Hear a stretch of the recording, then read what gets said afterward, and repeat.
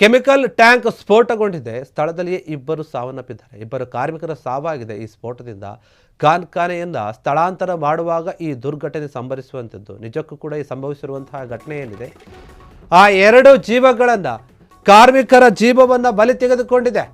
Chemical ಸ್ಫೋಟ ಇದು. ಕಾರ್ಖಾನೆಯನ್ನು ಸ್ಥಳಾಂತರ ಮಾಡುವಾಗ ದುರಂತ ಆಗಿದೆ. ಕಾರೆಕಟ್ಟೆ ಬಳಿಯ ಒಂದು ಏನಿದೆ ಕಾರ್ಖಾನೆ, ಅಲ್ಲೇ ಆಗಿದೆ ಘಟನೆ. ಮಂಡ್ಯದ ಹೊಸರಾಳು ಸಮೀಪ ಆಗಿರುವಂಥದ್ದು.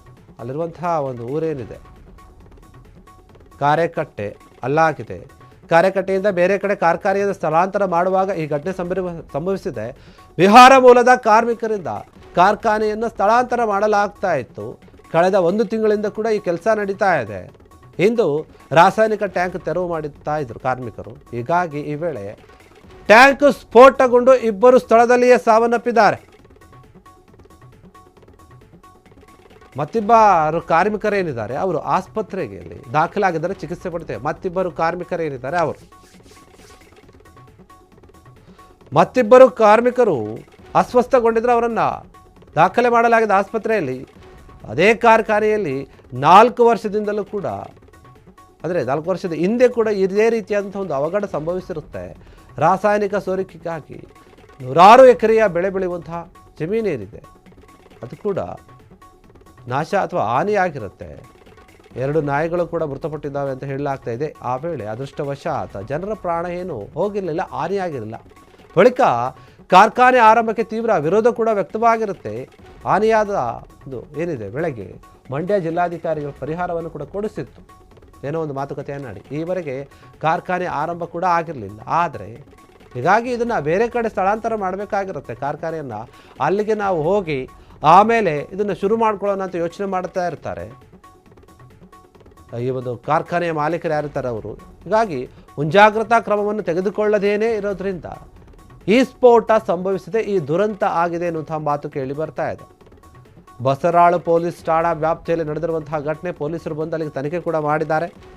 ಯಾಕಂದರೆ ಈ ಸ್ಫೋಟದಿಂದ ಅಲ್ಲಿದ್ದಂತಹ ಇಬ್ಬರು ಕಾರ್ಮಿಕರು ಸಾವನ್ನಪ್ಪಿದ್ದಾರೆ. ಇನ್ನಿಬ್ಬರು ಏನಿದ್ದಾರೆ ಅವರು ತುಂಬ ದೊಡ್ಡ ಮಟ್ಟದಲ್ಲಿ, ಅಂದರೆ ಗಂಭೀರವಾದಂತಹ ಗಾಯಗಳಿಂದ ಬಳಲ್ತಾ ಇದ್ದಾರೆ. ಅವರನ್ನು ಈಗ ಆಸ್ಪತ್ರೆಗೆ ಕಳಿಸಿ ಚಿಕಿತ್ಸೆ ಮಾಡಲಾಗ್ತಾ ಇದೆ. ಇಬ್ಬರು ಏನು ಸಾವನ್ನಪ್ಪಿದ್ರಲ್ಲ ಅವರು ಏನೋ ಒಂದು ಅಸ್ಸಾಮು, ಬಿಹಾರ, ಬೇರೆ ಕಡೆಯಿಂದ ಬಂದಂಥವ್ರು ಅಂತ ಹೇಳಲಾಗ್ತಾ ಇದೆ. ಹೀಗಾಗಿ ಆ ಕಾರ್ಖಾನೆಯಲ್ಲಿ ಸ್ಫೋಟಗೊಂಡಿದೆ. ಸ್ಫೋಟದಲ್ಲಿ ಇಬ್ಬರು ಸಾವನ್ನಪ್ಪಿದ್ದಾರೆ. ಆಗಿತ್ತು.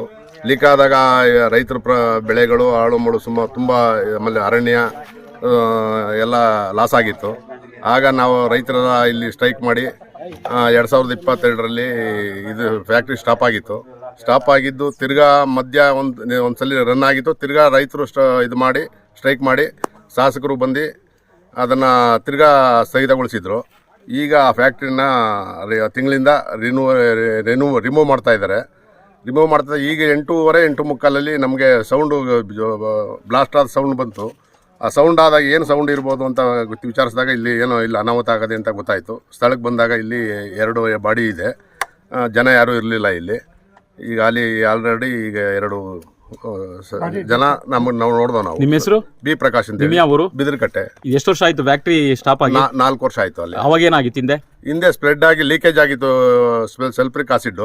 ಅದು ಅಪಾರ ಪ್ರಮಾಣದ ಬೆಳೆ ಎಲ್ಲ ಸುಟ್ಟೋಗಿ ಎಲ್ಲ ಭಸ್ಮ ಆಗಿತ್ತು. ನಾವು ರೈತರು ಪ್ರತಿಭಟನೆ ಮೇರೆಗೆ ಅದನ್ನ ಸ್ಟಾಪ್ ಮಾಡಿದ್ರು ಸರ್ಕಾರ. ಈಗ ಬೆಳಿಗ್ಗೆ ಏನ್ ನಡೀತು ನಿಮ್ಗೆ ಗೊತ್ತಾಯ್ತು ವಿಚಾರ? ನಮ್ಗೆ 8:15 ಸೌಂಡ್ ಬಂತು, ಗೊತ್ತಾಯ್ತು. ನಾವು ಈ ಸೌಂಡ್ ಏನು ಅಂತ ಗೊತ್ತಾದಾಗ ಆಮೇಲೆ ಯಾರೋ ವಿಚಾರ ಹೇಳಿದ್ರು, ಇಲ್ಲಿ ಫ್ಯಾಕ್ಟ್ರಿ ಏನೋ ಅನಾಹುತ ಆಗದೆ ಅಂತ ಹೇಳಿದ್ರು. ಇಲ್ಲಿ ಬಂದು ನೋಡ್ಲಾಗಿ ಇಲ್ಲಿ 2 ಡೆಡ್ ಬಾಡಿ ಇದೆ, ತಗೊಂಡೋದ್ರು. ಮಂಡ್ಯದಲ್ಲಿ ಆಗಿರುವಂತಹ ಘಟನೆ ಏನಿದೆ ಇದು, ಆ ಕೆಮಿಕಲ್ ಸ್ಫೋಟದಿಂದ ಇಬ್ಬರಲ್ಲಿ ಸಾವನ್ನಪ್ಪಿದ್ದಾರಲ್ಲ, ಈ ಹಿಂದೆ ಕೂಡ ಇದೇ ರೀತಿ ಘಟನೆ ಆಗಿತ್ತು.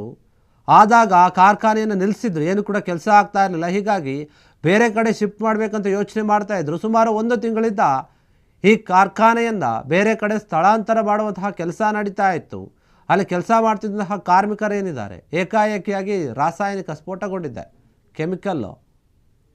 ಆ ಸ್ಫೋಟಗೊಂಡಿರೋದ್ರಿಂದಾನೆ ಅವರಿಬ್ಬರು ಸಾವನ್ನಪ್ಪಿದ್ದಾರೆ ಅಂತ. ಏನಂದರೆ ಅಲ್ಲಿದ್ದಂತಹ ಇಟ್ಟಿಗೆಗಳಾಗಿರ್ಬೋದು, ಬೇರೆ ಬೇರೆ ಏನು ಗೋಡೆಗಳನ್ನು ಅದು ಕುಸಿದು ಬಿದ್ದಿರುತ್ತೆ ಸ್ಫೋಟಗೊಂಡಾಗ, ಅದರಲ್ಲಿ ಸಿಲುಕ್ಕೊಂಡು ಇಬ್ಬರು ಸಾವನ್ನಪ್ಪಿದ್ದಾರೆ. ಅಲ್ಲಿಗೆ ಈಗಾಗಲೇ ಪೊಲೀಸರು ಭೇಟಿ ನೀಡಿ ಪರಿಶೀಲನೆ ನಡೆಸ್ತಾ ಇದ್ದಾರೆ, ಏನಾಯಿತು ಎತ್ತಾಯಿತು ಅಂತ. ಇಬ್ಬರು ಸಾವನ್ನಪ್ಪಿದ್ರಲ್ಲ, ಅವ್ರ ಬಗ್ಗೆ ಕೂಡ ವಿಚಾರಣೆ ನಡೆಸ್ತಾ ಇದ್ದಾರೆ. ಅವರು ಎಲ್ಲಿಯವರು, ಎಲ್ಲಿಂದ ಬಂದಿದ್ದರು, ಇಲ್ಲಿ ಎಷ್ಟು ದಿನ ಕೆಲಸ ಮಾಡ್ತಾಯಿದ್ರು, ಅದ್ರ ಬಗ್ಗೆ ಕೂಡ ತನಿಖೆ ಆಗ್ತಾಯಿದೆ. ಮತ್ತು ಇನ್ನಿಬ್ಬರು ಆಸ್ಪತ್ರೆಯಲ್ಲಿ ಏನಿದ್ದಾರೆ ಅವ್ರ ಹತ್ರ ಕೂಡ ಹೋಗಿ ಮಾಹಿತಿ ತೊಗೊಂಡಿದ್ದಾರೆ. ಘಟನೆ ಹೆಂಗಾಯಿತು, ನೀವು ಅಲ್ಲಿ ಎಲ್ಲಿದ್ದಿರಿ, ಏನು ಕೆಲಸ ಮಾಡ್ತಾಯಿದ್ರಿ, ಇದು ಕಾರ್ಖಾನೆ ಏನಿದೆ ಇದು ಯಾರ್ದು, ಯಾರೆಸಿಗೆ ಸೇರಿದ್ದು, ಇವರು ಯಾವುದೇ ರೀತಿಯಾದಂತಹ ಸೇಫ್ಟಿ ಇಲ್ಲದೆ ಮಾಡ್ತಾ ಇದ್ರು ಅಥವಾ ಸೇಫ್ಟಿ ಇದ್ದರೂ ಕೂಡ ಈ ರೀತಿಯಾದಂಥ ಘಟನೆ ಸಂಭವಿಸ್ತಾ ಅದರ ಬಗ್ಗೆ ಚರ್ಚೆ ಆಗ್ತಾ ಇದೆ. ಮಂಡ್ಯದಲ್ಲಿ ಆಗಿರುವಂತಹ ಈ ಅವಘಡದಿಂದ ಅಲ್ಲಿನ ಭಾಗದ ಜನರು ಒಂದು ರೀತಿಯಲ್ಲಿ ಆತಂಕಕ್ಕೊಳಗಾಗಿದ್ದಾರೆ.